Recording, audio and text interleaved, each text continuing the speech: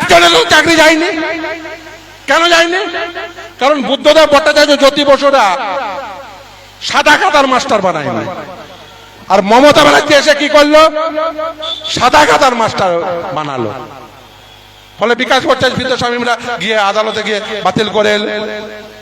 আর যে যোগ্য, যে অবৈধ, আদালত বলল তাদের তালিকা দাও। এমন অযোগ্য সরকার, কে বৈধ তার তালিকা পর্যন্ত দিতে পারলো না। ফলে আপনার ছেলেটি যে মেধাবী, যে মেধার ভিত্তিতে চাকরি পেল, তার চাকরিটাও চলে গেল। তার কারণ সরকারটা অযোগ্য। সরকার যদি অযোগ্য হয়, সরকারের মাথায় যে বসেছে তার মাথায় যদি কিছু না থাকে, তাহলে জানবেন যে সব থাকা সত্ত্বেও কিছু করা যাবে না। এক্স্যাক্টলি মমতা ব্যানার্জির আমলে সেটাই হয়েছে। কারণ সরকারের মাথায় যে বসে আছে তার মাথায় কিছু নেই। তার মাথায় শুধু একটাই ধান্দা আছে, কি করে দিল্লিতে ওই ফেস টাইমে কল করে কি করে জেল থেকে বাঁচবো, আর কি করে কালীঘাটের ওই রাস্তাগুলোর উপরে প্রপার্টি বাড়াবো। ওই এক ধান্দায় যদি সরকার চালান, তাহলে যা হওয়ার তাই হবে। কর্মচারীরা ডিএ পাচ্ছে না, বেকার যুবক চাকরি পাচ্ছে না। এখন আবার নতুন একটা স্কিম ঘোষণা করেছে। আমি এই অঞ্চলের সমস্ত বেকার ছেলে মেয়েদের বলবো, আপনারা নিশ্চিতভাবেই চাকরির পরীক্ষা দেন, সব অ্যাডমিট কার্ড ভালো করে রেখে দিন। আমি আগেও বলেছি, ও মুখ থেকে বের করেছে ভাতা, আমরা ভাতা বের করেই ছাড়বো। ভাতা যখন বলেছ, ও ভাতা তোমাকে দিয়ে যেতে হবে। ও বলেছে দেখবেন এর মাঝে একদিন যে আমি পদত্যাগ চাইলে পদত্যাগ করে দেবো। আমি দেখেন বলেছি পদত্যাগও করতে দেব না। আর আমি এখন ওই কালীঘাট অঞ্চলে ছেলেদের, ওই পার্টির ছেলেদের বলেছি রাত্রিবেলায় মাঝে মাঝে টহল দেবে। কেন টহল দিতে বলেছি? তার কারণ যে কোনো সময় ও ছেড়ে দেবা কেঁদে বাঁচি দেশত্যাগ করতে পারে। ও রাতের বেলায় গাড়ি নিয়ে পালিয়ে যেতে পারে। এলাকায় পালিয়ে যেতে দেবো না।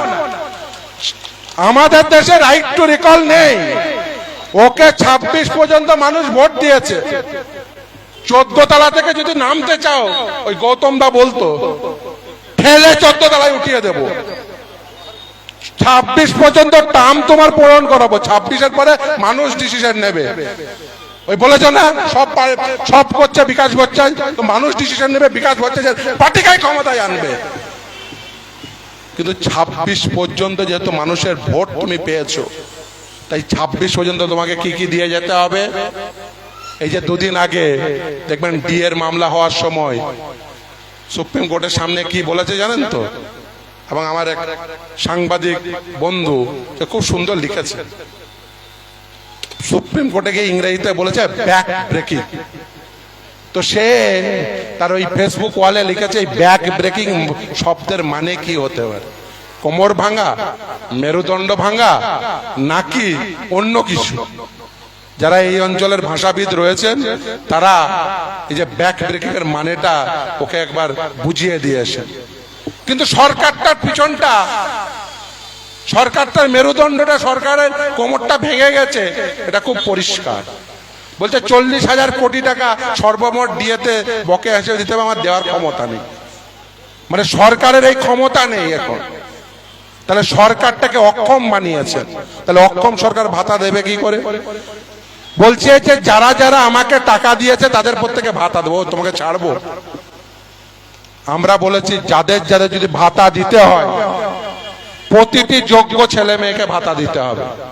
যাদের যাদের অ্যাডমিট কার্ড রয়েছে তারা প্রত্যেকেই যোগ্য।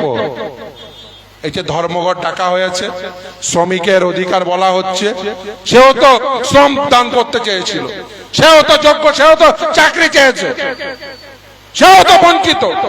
ও তোমাকে যারা টাকা দিয়েছে তা শুধুমাত্র তারাই বঞ্চিত, তাদেরকে টাকা দেবে, ও জিনিস হতে দেব না। ভাতা যখন মুখ থেকে বের করেছো, ও যেখান থেকে পারবো ওই ভাতা যার পেটে ভরা আছে সেখান থেকে টেনে বের করে নিয়ে আসবো। ভাতাও লাগবে, ডিএও লাগবে, আর 31শে ডিসেম্বরের মধ্যে নতুন সিলেকশন প্রসেসের বিজ্ঞপ্তি দিয়ে চাকরিও লাগবে। আর সবগুলো তোমাকে আমরা কড়াই গুন্ডায় 1, 2, 3 করে বুঝে নেব। এখন মমতা বন্দ্যোপাধ্যায়ের অবস্থা কেমন হয়েছে জানেন? দেখবেন গ্রামে কিছু লোক হয়, তারা কি করে বলেন তো? প্রচুর ধার দেনা করে। আর ধার দেনা করার পরে কি করে বলেন তো? তারা চুপচাপ বাড়ির ভিতরে চুপচাপ বসে থাকে। আর যেই পাওনাদার ডাকতে আসে তখন কি বলে? এই বলে তো বাড়িতে নেই, বলে তো বাড়িতে নেই। তো মমতা ব্যানার্জির অবস্থা তাই করব। এই কালীঘাটের বাড়িতে বসে থাকবে, জানলা খুলবে, দেখবে দিয়ে চাইতে লোকজন এসে হাজির। একটা জানলা খুলবে, আবার আরেকটা জানলা খুলবে, লোকে বলবে 31 ডিসেম্বরের মধ্যে চাকরি দে, জানলা খুলবে, দেখবে চাকরি চাইতে লোক চলে এসছে। আবার আরেকটা জানলা খুলবে, বলবে পয়সা দিয়েছিলাম, আমাদের পয়সায় তো চাকরি দিয়েছিলিস, আবার তো সুপ্রিম কোর্ট বলে দিয়েছে টাকা ফেরত দিতে হবে, আমাদের টাকা ফেরত দে। আরেকটা জানলা খুলবে, সে লোক এসে হাজির। আরেকটা জানলা খুলবে, দেখবে আরে ওই ভাতা বলেছিলাম, এই সব বলছি, যার যার অ্যাডমিট কার্ড আছে, এই শুধু 4টে নিয়োগ প্রক্রিয়া মিলিয়ে কত অ্যাডমিট কার্ড রয়েছে, কতজনের কে ভাতা দিতে হবে? 31 লক্ষ মানুষকে, শুধু 4টে নিয়োগ প্রক্রিয়ায়। ঘুঘু দেখেছো? ঘুঘুর ফান দেখো নি? জানলা খুললেই লোক দিয়ে দেখবে, চাকরি দেখবে, ভাতা দেখবে। ওই পাড়ার ওই যে গ্রামের পাওনাদারের মধ্যে অবস্থা করবো। যে জানলা খুলবে শুধু লোক দেখবে। সেই জন্যই তো বলছে পদত্যাগ করব। সেই জন্যই আমরা বলেছি পদত্যাগও হবে না, দেশত্যাগও হবে না, ওই জানলা খুললেই লোক দেখাবো। এতদিন তো বলেছো যে শূন্য পার্টি, ঝান্ডা ধরার লোক থাকবে না, তোমাকে ঝান্ডা দেখতে হবে না, তোমাকে শুধু কালো মাথা দেখাবো। এই যখন দেখছো, এই যে বিকাশ ভবনে মাথা দেখছো, এখন এ তো যোগ্যদের মাথা দেখছো, যারা নিজেদের যোগ্য বলছে, যাদের লিস্ট জমা দিতে পারে না। ও কালকে দেখবে অযোগ্যরা গিয়ে হাজির হবে, কি বলবে?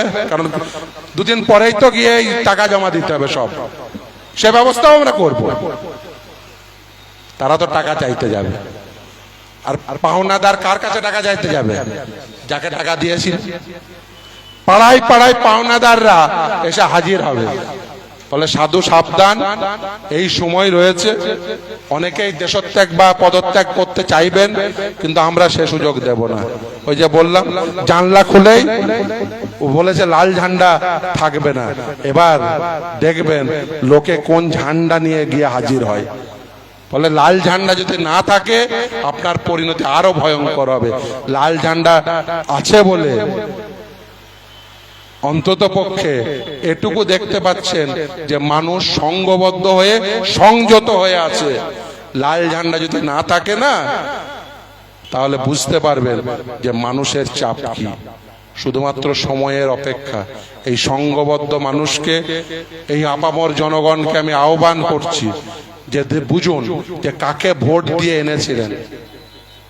যাদের ভোট দিয়ে এনেছিলেন তারা নিজেরাই বলছে আমাদের সরকার পরিচালনা করার ক্ষমতা নেই। মমতা ব্যানার্জি নাকি বিরাট নেত্রী, বিরাট তার বুদ্ধি।